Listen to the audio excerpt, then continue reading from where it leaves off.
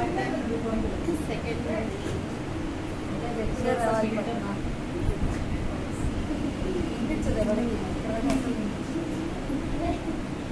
Second source of income కావాలి అని చెప్పేసి నేను బిజినెస్ పెట్టుకున్నాను.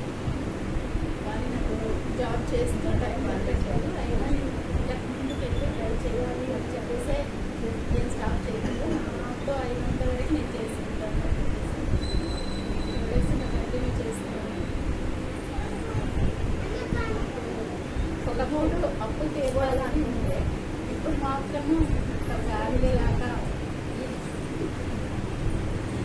మొత్తం సరికి మన ఫ్యామిలీ లాగా ఉంటే ఇది నాకు అది సెకండరీ. ఇది ఫస్ట్